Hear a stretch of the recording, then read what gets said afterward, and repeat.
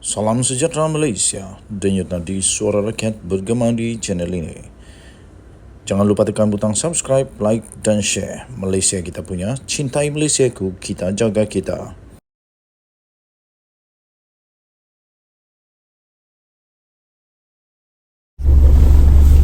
Salam sejahtera Malaysia, denyut nadi suara rakyat bergema di channel ini. Wow, hari ini Tok Guru Hadi Awang kena sekolah. Hari ini Tok Guru Hadi Awang kena tegur, kau punya. Ini kerana Tok Guru Hadi Awang sekali lagi menjadi keliru dengan hukum hakam. Kali ini ya tuan-tuan dan puan-puan, Hadi makin keliru. Kata hukum Islam tiada DNAA. Itu kata Khairuddin. Diterbitkan 13 September 2023 di Malaysia kini. Presiden PAS Abdul Hadi Awang ditegur kerana mengatakan di dalam Islam tidak ada hukum pelepasan tanpa pembebasan atau DNAA daripada pertuduhan. Bekas pemimpin PAS yang kini telah menganggotai Majlis Ulama UMNO, Khairuddin Aman Razali berkata, dakwaan Hadi Awang itu bertentangan dengan prinsip keadilan Islam. Wow, Tok Guru Hadi Awang tak tahu perkara ini, sehingga terpaksa ditegur oleh Majlis Ulama UMNO pula. Wah, sampai Khairuddin Aman Razali mengatakan YB Marang kini semakin keliru tentang hukum ahkam Islam. DNAA itu adalah sebahagian daripada kerangka umum kaedah Islam, Al-Aslu Bara'atu Zimah. Katanya pada satu kenyataan pada hari ini, Al-Aslu Bara'atu Zimah menyamai konsep seseorang itu tidak bersalah hingga dibuktikan sebaliknya di mahkamah, dan secara literal diterjemahkan kepada seseorang pada mulanya bebas daripada tanggungjawab. Khairuddin berkata ini bermakna seseorang pendakwa dibenarkan melepaskan tertuduh jika ada keperluan untuk siasatan lanjut. Abdul Hadi Awang telah membuat kenyataan mengenai tiada hukum DNAA dalam Islam di Dewan Rakyat pada hari ini. Dia memetik kisah bagaimana pemerintah Utamiyah Sultan Muhammad Al-Fatih, yang juga dikenali sebagai Mahmud Penakluk, telah didapati bersalah kerana tersilap memotong tangan seorang arkitek bukan Islam. Bagaimanapun arkitek bukan Islam itu memilih pampasan seumur hidup dan bukannya meminta supaya tangan pemerintah dipotong juga sebagai hukuman balasan. Menurut Hadi Awang, kisah ini menunjukkan kuasa untuk mengampun, menuntut tindakan sama rata atau menerima pampasan adalah budi bicara pengadu. Dalam Islam tak ada dilepaskan tanpa dibebaskan, kata beliau.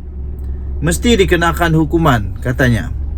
Kata Hadi Awang dalam sesi perbahasan kajian separuh penggal KSP Rancangan Malaysia ke-12 RMK-12. Hadi berkemungkinan besar mengulas kes timbalan Perdana Menteri iaitu Ahmad Zahid Hamidi yang telah dilepaskan tanpa dibebaskan daripada pertuduhan di mahkamah. Ini berikutan pendakwa raya telah menarik balik pertuduhan rasuah terhadapnya dalam kes siasatan akal budi. Pendakwa raya telah memetik keperluan untuk siasatan lanjut sebagai salah satu sebab pertuduhan itu ditarik balik. Khairuddin berkata kenyataan Hadi Awang nampaknya menggalakkan rakyat berfikir bahawa sesiapa yang didakwa langsung telah dihukum bersalah. Ini kaedah yang sangat salah, katanya. Bercanggah dengan Islam, katanya lagi. Jadi tuan-tuan dan puan-puan yang dihormati sekalian, nampaknya sekarang ini hadiah wang kena sekolah oleh ulama. Jadi tak tahulah siapa yang lebih ulama. Kita tunggulah nanti. Okay, bye. Salam sejahtera Malaysia. Denyut nadi suara rakyat bergema di channel ini. Sudah banyak kali gagal, berkali-kali gagal. Kini masa untuk Mahyadin Mat Yassin berundur telah tiba. Itu kalau dia sedarlah. Itu ditulis oleh Sahabudin Husin di sahabudin.com.net 10 September yang lalu lagi. Satu perkara yang tidak boleh dinafikan, berikutan kekalahan PN di dalam 2 PRK di Johor pada semalam, ialah bertambahnya lagi koleksi kegagalan Mahyadin Mat Yassin selaku ketua gabungan tersebut. Meskipun ada cubaan untuk menutup malu, kononnya kekalahan itu adalah kekalahan bermaruah lantaran undi PN yang bertambah, manakala undi PH pula berkurangan. Tetapi dalam apa juga perlawanan di dunia ini, apapun perlawanan lah di dunia ini, kalah tetap kalah. Kalah tetap kalah. Walaupun dengan perbezaan satu undi je pun, kalah tetap kalah. Dengan itu tiada hukum untuk memaruahkan kekalahan PN itu dengan apa juga selimut yang semata-mata untuk menutup kegagalan yang makin bertimpa. Kegagalan pertama Mahyadin Mat Yassin ialah apabila beliau gagal membawa PN untuk memenangi PRU 15 yang lalu, di mana gabungan itu hanya mampu memperolehi 74 kerusi parlimen berbanding PH yang sebanyak 82 kerusi. Kegagalan dalam PRU 15 itu pula disusuli pula dengan kegagalan kedua, iaitu gagal menubuhkan kerajaan melalui cubaan untuk mengumpul akuan bersumpah SD, termasuk dengan cuba untuk mencuri sokongan sejumlah kecil ahli parlimen daripada Barisan Nasional, pun gagal juga. Hakikatnya kegagalan itu lebih menyerlahkan lagi. Kerakusan Mahyadin Yassin untuk berkuasa tanpa beliau menyedari di bawah undang-undang anti lompat parti yang telah pun diluluskan di parlimen. SD secara peribadi oleh mana-mana ahli parlimen sudah tidak terpakai lagi.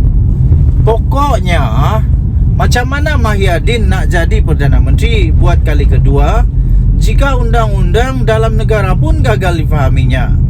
Kemudian apabila yang di Pertuan Agong memanggil semua ketua parti untuk menubuhkan kerajaan perpaduan, disebabkan tiada mana-mana pihak yang beroleh majoriti secara sendirian, Mahyadin dengan sombong dan ego menolak titah murni daripada baginda itu. Berikutan enggan menyertai menyertai kerajaan perpaduan dan semua parti yang lain pula setuju, maka temenjadilah PN sebagai pembangkang. Manakala PN yang cuma ada 30 kerusi sahaja di kerusi parlimen berjaya menjadi sebahagian daripada kerajaan. Dan ini adalah kegagalan ketiga Mahyadin, terutamanya gagal menyekat UMNO daripada menjadi kerajaan adalah tamparan paling pedih yang dirasai oleh PN hinggalah sekarang. Seorang pemimpin bersatu pernah berkata, jika bukan Mahyadin mengetuai PN ketika itu, kemungkinan besar hari ini PN adalah sebagian daripada kerajaan perpaduan sebagaimana yang telah dititahkan oleh Agung. Artinya kegagalan PN menjadi kerajaan selepas PRU 15 yang lalu, sebagian besar penyebabnya, kalaupun tidak semua, terletak pada diri dan keegoan Mahyadin selaku pengurusi PN. Kegagalan keempat Mahyadin adalah apabila beliau bercita-cita besar mau menjadikan PRN di 6 negeri baru-baru ini sebagai referendum untuk menolak Anwar Ibrahim sebagai Perdana Menteri. Apa yang terselah kemudiannya, keputusan PRN itu bukan saja membuatkan PHBN berjaya mempertahankan 3 negeri yang sedia dikuasainya, yaitu Selangor, Pulau Pinang dan Negeri Sembilan. Bahkan undi popular PN kurang daripada 17,000 berbanding yang diperoleh oleh PHBN. Siapa yang kalah referendum akhirnya? Kegagalan kelima Mahyadin adalah kerana gagal menunjukkan teladan yang baik dalam kes menantunya Adlan Berhan yang didapati melarikan diri ke luar negara dan kini telah diletakkan dalam notis merah serta menjadi buruan Interpol. Adlan melarikan diri ke luar negara dipercaya untuk mengelak siasatan SPRM terhadapnya, dan sebagai pemimpin utama blok pembangkang, Mahyadin seharusnya menunjukkan teladan yang baik dengan membantu pihak berkuasa, sama ada meminta menantunya segera pulang atau memberi maklumat di mana keberadaan menantunya itu. Memberi jawapan no comment ketika ditanya sebelum ini bukan petunjuk sikap yang bertanggungjawab beliau sebagai seorang pemimpin.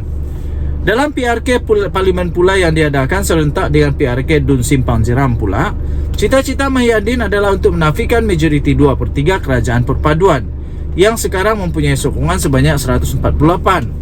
Memandangkan hasrat itu juga gagal menjadi kenyataan, ia dengan sendirinya menjadi kegagalan ke-6 buat Mahyadin. Gagal menang dalam 2 PRK di Johor selain menunjukkan gabungan itu gagal menafikan majoriti 2/3 kerajaan perpaduan, malah memperlihatkan PN gagal dalam cita-cita untuk merampas negeri itu dalam PRU seterusnya. Maklumat banyak pihak menyebut faktor penyumbang kegagalan PN di Pulai khususnya adalah disebabkan faktor calon yang tidak begitu diterima oleh rakyat setempat, tetapi tetap menjadi pilihan Mahyadin. Sama sebagaimana Cikgu Bat sebelum ini menyalahkan Mahyadin atas kegagalan PN menawan Negeri Sembilan yang banyak disebabkan oleh pemilihan calon-calon tidak berkualiti, keadaan yang sama sebenarnya berulang lagi di Pulai. Mudah kata, semua siri kegagalan PN sejak PRU 15 tidak lain penyumbang utamanya adalah Mahyadin Mat Yassin selaku nahkoda yang semakin kehilangan wibawanya. Okey, kita jumpa lagi. Bye-bye.